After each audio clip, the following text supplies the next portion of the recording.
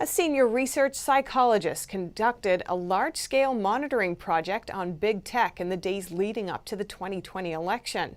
The results revealed that companies like Google and Facebook have enormous power to shift people's voting preferences through manipulation of their content.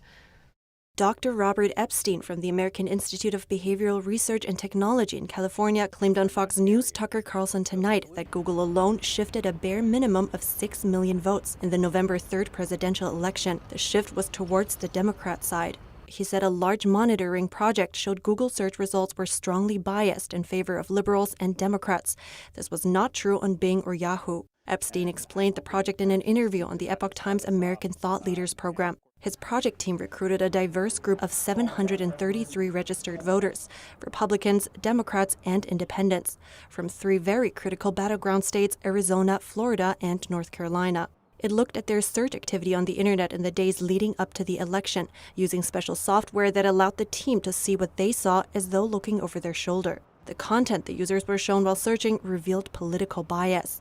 Epstein said he also found what he calls a smoking gun, that liberals were receiving a reminder to go out and vote, while conservatives weren't. That is, we found a period of days when the vote reminder on Google's homepage was being sent out only to liberals. Not one of our conservative field agents received a vote reminder during those days. And in Milwaukee, Wisconsin, some neighborhoods reported unusually high election turnout. We break down some of the numbers here. About 13,000 fewer people voted in Milwaukee, Wisconsin this election compared to 2016. But in several neighborhoods, the number of ballots cast increased dramatically. Based on demographic data from 2010, which is the most recent available, in City Ward 235, over 105% of the eligible voting population cast ballots. It recorded 1,768 votes for Biden and 339 for Trump, but only 1,680 people are eligible to vote there. There are over 2,000 registered voters there, but that doesn't necessarily reflect how many people actually live there. Oftentimes, people don't cancel their registrations when they move. The county spokesman said voter turnout could exceed 100% if there are only a couple of households and a resident turns 18 before Election Day. But that wouldn't apply to this ward, which has a larger population. 4 other wards had a turnout of between 92 to 97%. Altogether, they represent nearly 8,000 votes. Almost 6,000 of them went to Biden.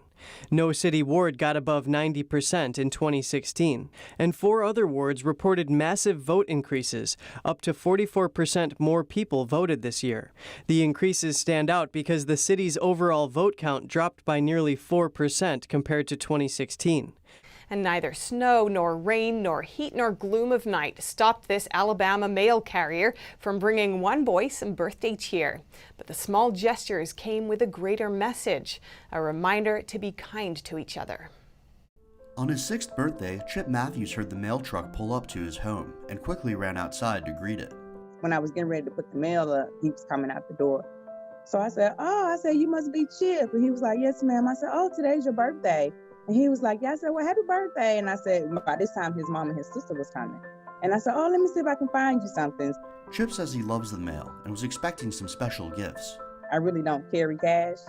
So I just had a couple of dollars and some change in my pocket. And I just gave it to him. And Matthews happily took the $1 and 4 quarters. For a 6-year-old, that was a lot of money, and he was ecstatic, and we were grateful to her and appreciative of her gesture. Like many families, the Matthews family has endured challenging 9 months filled with job losses and homeschooling. Hopefully people will take this time to always remember to be kind to one another. At the end of the day, Mrs. Matthews says she hopes her children will remember this act of kindness.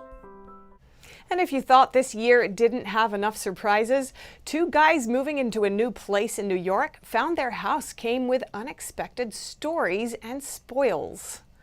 It seems no secret can be hidden for long. Nick Drummond and Patrick Backer say they found more than 66 bottles of Scottish whiskey hidden in the walls and floorboards.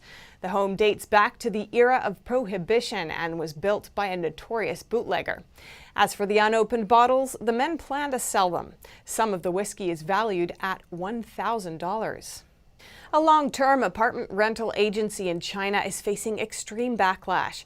That's after the company's lack of funding led landlords to drive out occupants, despite the tenants paying their dues. Recent reports have emerged about long-term apartment service provider Eggshell Apartment and the company's apparent lack of funding. As a result, many tenants have been driven out of their rented homes by landlords across the country. Eggshell Apartment was officially listed on the New York Stock Exchange this January. According to reports, it's the largest long-term rental company listed to date. The agency claims to have more than 400,000 apartments in China and serve more than 1 million renters. But now its funding chain is broken. The company now lacks the ability to pay the rent it owes the building landlords. As a result, some renters have been driven out of their homes, while others have had their water, internet, or gas cut off. One tenant posted a request for help, saying there have been many violent conflicts between tenants and landlords across the country, and now the police and the regime are trying to ignore it. In one viral video, a woman who was driven out of her apartment by her landlord is seen holding a knife in an attempt to defend her rights. Another clip shows a tenant who climbed to the top of a high-rise building and prepared to jump. I have no water at home, and the Eggshell Apartment Company is not solving the problem.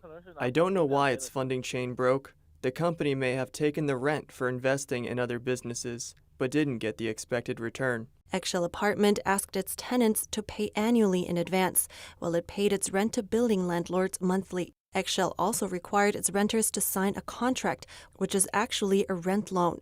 That's so the bank would grant the company loans each year, but Eggshell would instead pay the bank monthly. Now, with the broken funding chain, the company's debt has been piled onto tenants' shoulders. Renter Ms. Fu told us most of Eggshell Apartment's renters are young people who are just starting their careers. In other words, people who don't have much savings to fall back on. The company asked renters to sign a contract. Renters didn't know what they signed was actually a rent loan. Then after the renters had signed, the company told them it was a rent loan. We don't even know that the company would use such a hidden trick. Renters also explained to us that calling the police doesn't do any good. That's because officers are refusing to address the issue, instead telling renters to work out the problem themselves. Reporting by Xiangbing, NTD News.